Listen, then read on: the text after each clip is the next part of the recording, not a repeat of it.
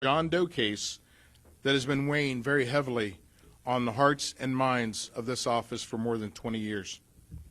On December 22, 2001, skeletized remains were discovered on Trump Avenue Southeast in Canton Township, Stark County.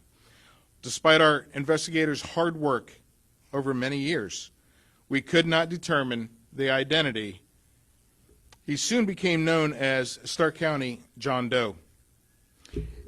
In 2023, with the help from the Bureau of Criminal Investigation, we released a clay facial recognition of the man, which generated a few new leads. Those leads were investigated but didn't help to identify him. We then asked for help from the DNA Doe Project. Thanks to continued advancements in DNA technology, including investigative genetic genealogy, Stark County John Doe was finally identified. Today, you'll hear from key people who assisted in this case, including the Stark County Coroner's Office, BCI, and the DNA Doe Project. It is a result of this collaboration that today we can announce that we have been able to give Stark County John Doe his name back. He is Anthony Gully of Pontiac, Michigan, who went missing in 1994. Mr. Gully was a homicide victim with a projectile wound that was determined to be from a bullet. To share more about this cold case, I will introduce the people who have been involved, starting with Ohio Attorney General Dave Yost.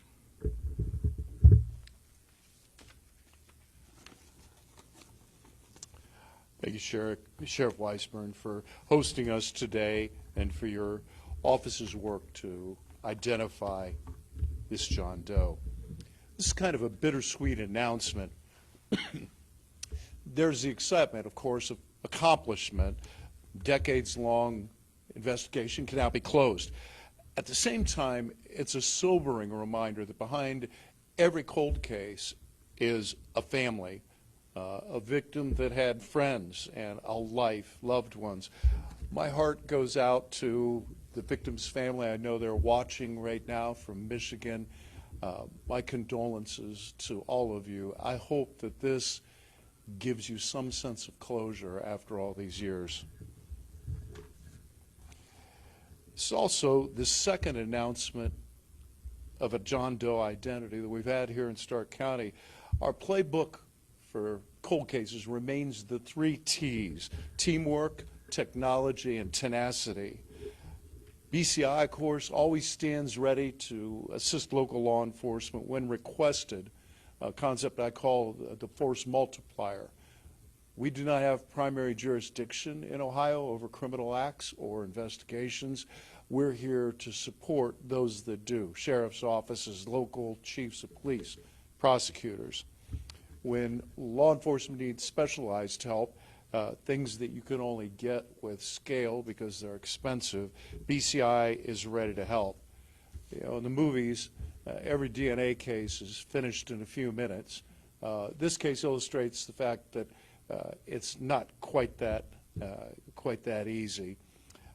This case involved teamwork between BCI, the Stark County Sheriff's Office, Stark County Coroner's Office, and the DNA Doe projects. Individually, this case would still probably be unsolved. Together, we have been able to give this man back his name. We used all the tools at our disposal on this one to crack the case: traditional detective work, facial reconstruction, DNA analysis. When you watch, excuse me, I took my pages notes out of order.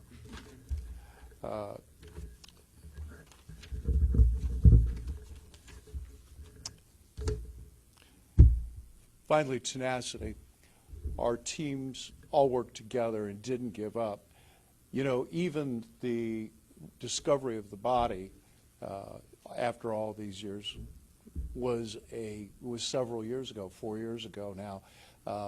The facial reconstruction, the attempts at DNA, he wasn't in CODIS.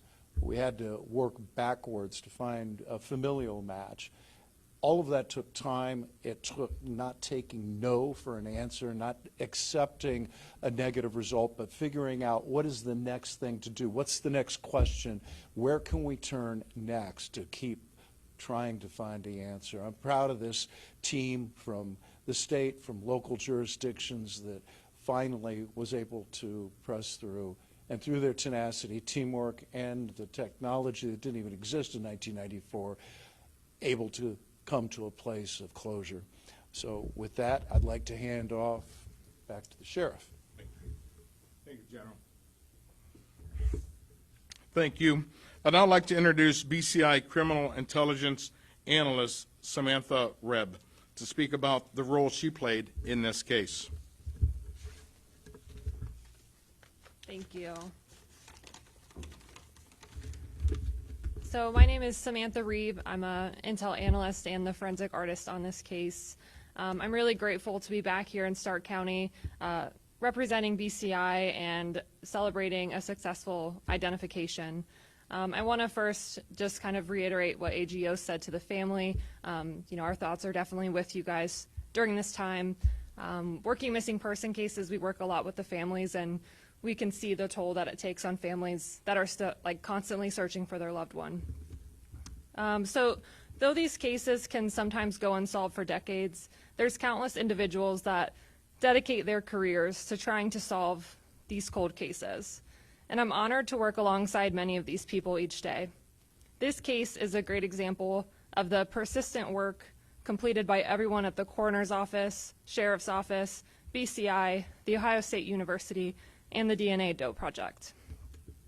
Missing persons and unidentified remains cases are extremely important, especially to our agency. Each year, BCI tries to host a Missing Persons Day, and this year we are hosting that on May 17th in Fairborn, Ohio. We just want to create awareness for missing person cases throughout the state of Ohio and give families a chance to come and meet with us, meet with locals in the area, and kind of learn about the resources that are available. I also encourage anybody, if you can't come to Missing Persons Day and you're still missing your loved one, please feel free to reach out to BCI or your local law enforcement agency to just report this information, check up on the case status. As again, AGO stated, there's a lot of new technology out there that we can apply to every missing person case or unidentified remains case. I also want to take time to thank the media for the coverage of these cases. As a forensic artist, I rely heavily on all of you to share these images of the Jane and John Does that I do the reconstruction for, and I really rely on tips from the public to help solve these cases. So your coverage has allowed our message and these pictures to get out, and it's helped solve not only these cases, but also solve cases of other Jane and John Does that may not be the person that's sculpted up here today. And even though my facial reconstruction, and there wasn't a tip from the public that solved this case, I'm super happy to be a part of this and to be here, and I'll just pass it back to the sheriff to now bring up the DNA Doe Project. Thank you, Sam. Next, I'm pleased to introduce Tracy Onders from the DNA Doe Project. The DNA Doe Project played a critical role in this case. We are so grateful for Tracy and her team. Tracy, please explain the work you did to identify Mr. Gully. Thank you, Sheriff. We are honored to be here today to help announce the identification of Anthony Bernard Gully. Our hearts go out to his family and friends at this time. May his memory be a source of solace and blessing for his family and everyone who knew him. The DNA Doe Project is a nonprofit that provides investigative genetic genealogy research to law enforcement, medical examiners, and coroners across the U.S. and Canada. Powered by more than 100 expert volunteers, we have provided leads for 134 cases since our founding in 2017. For this case, our team utilized GEDmatch and Family Tree DNA, platforms where individuals voluntarily share their DNA to explore genealogical connections. With their consent, these results can be compared to Jane and John Doe's, just like this case, through relative matching and analysis of shared DNA segments. Our team gathered together for a weekend retreat in Texas, where we built family trees for the relatives who shared DNA with this John Doe in an effort to determine how they were related to each other, and then how our John Doe could fit into this unique group of DNA relatives. Our research led us to focus on Anthony Bernard Gully. News reports from 1994 indicating his potential status as a murder victim whose remains were never recovered aligned with our findings. This information was then presented as a lead to Stark County Sheriff's Office, who were able to confirm it. Recognizing the dignity and personhood of unidentified remains restores respect for those left behind, rectifies injustices, and acknowledges the loss to our community and to society. In reports yesterday, Anthony's daughter, Yoshi Carroll, mentioned, "It's a different type of weight lifted off our shoulders." And we hope that she and all of Anthony's relatives find some comfort from the efforts of so many to make sure that Anthony had his name returned to him and that the family could have some relief for the ambiguity of his loss and an opportunity to bring him home. We are grateful for our partnership with Stark County Sheriff's Office and with everybody up here today.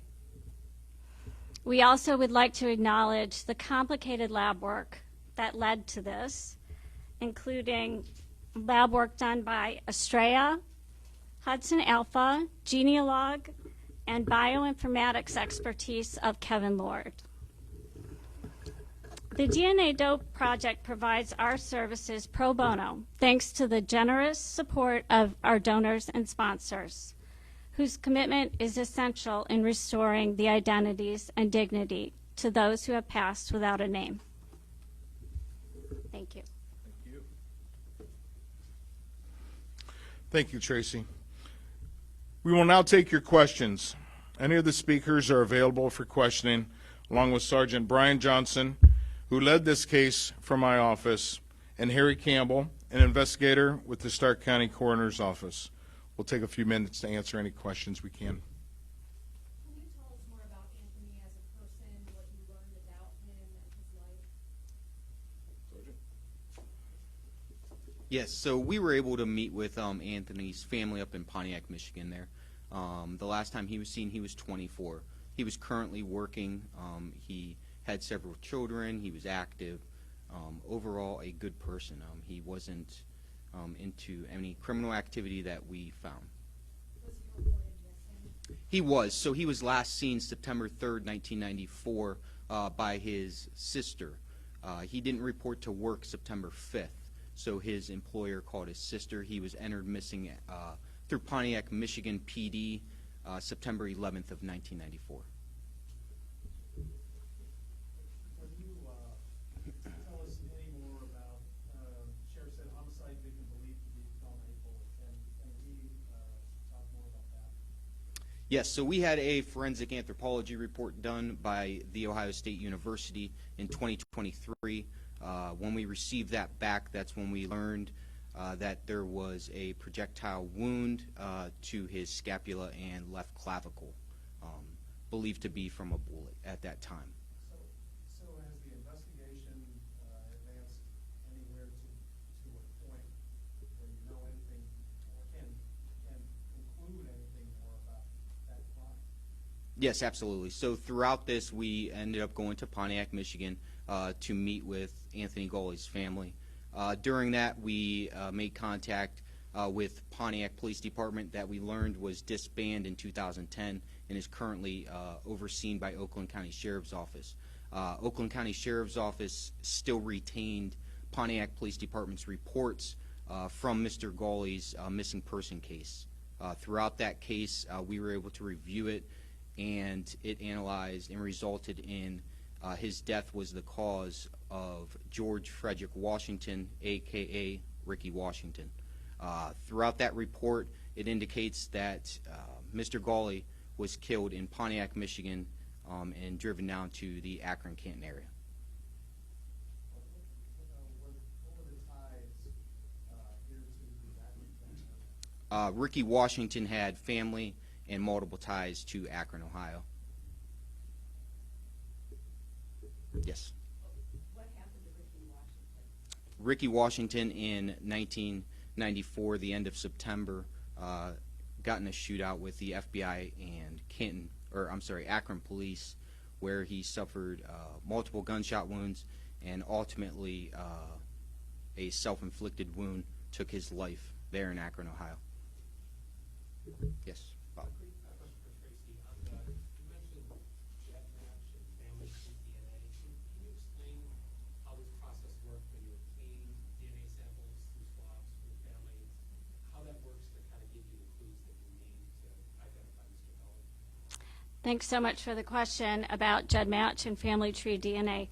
These are the platforms that we use for investigative genetic genealogy. Now, when we have the DNA developed, extracted, and then a SNP profile is developed to upload to those platforms.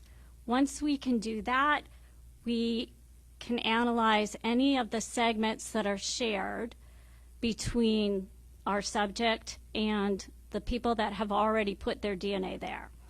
So by doing that, then we build family trees for each of those relative matches, which allows us to find a place for where our John Doe could fit. For example, I only have, my 2 sets of grandparents, and they only have 2 grandchildren. So it's a very unique family structure. That's kind of what we're building for this Doe, and which led us to identify Anthony.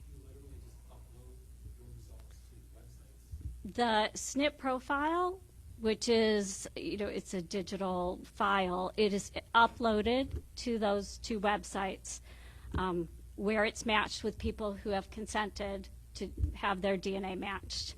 And then we provide a lead for the identity of who we think it might be to the sheriff, who then confirms it. And he is the one who obtained the confirmatory swabs for testing. The numbers on your website, it says you investigated about 250 cases, helping to identify 151. Is that still about accurate? You mentioned 134 numbers. 134 leads have been provided.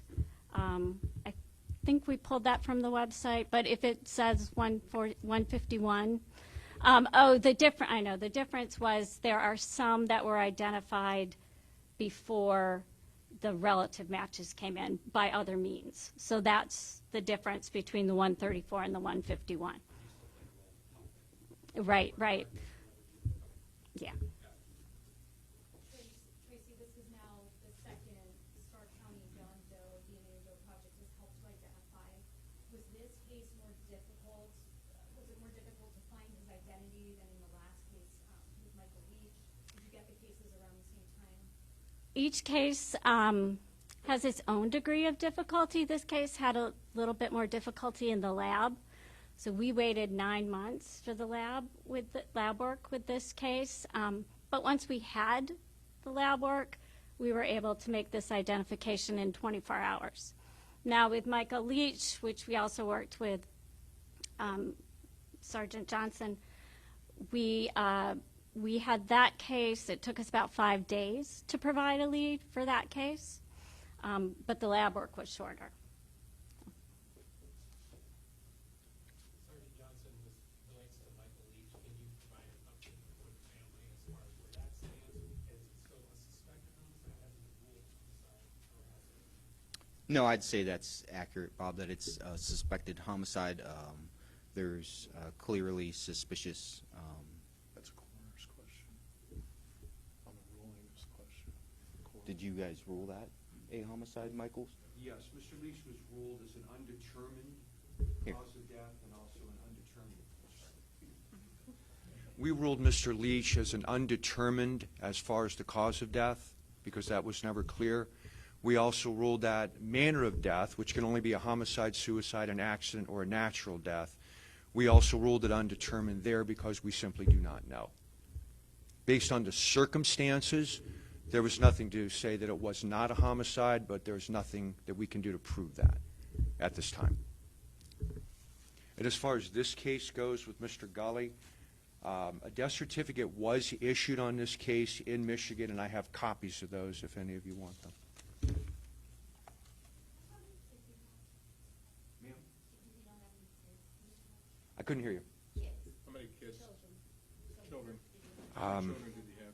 I Do believe, you know the answer? I believe 2. He had a daughter named Raven, who I just spoke with a few days ago.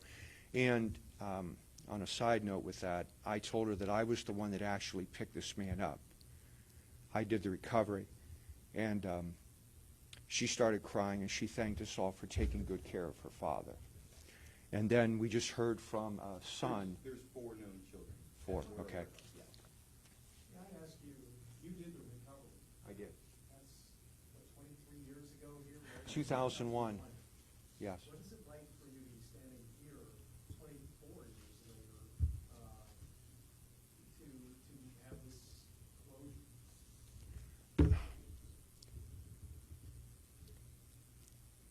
Happy for the family. Simple as that.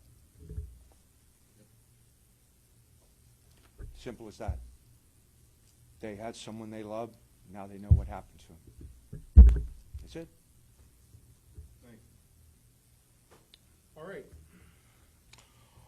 On behalf of everyone who is involved in solving this cold case, I want to thank you for joining us today. It has been an honor for us to give Mr. Gully his name back and to provide his family with some answers. We hope it has given them a measure of peace. Thank you for coming out today.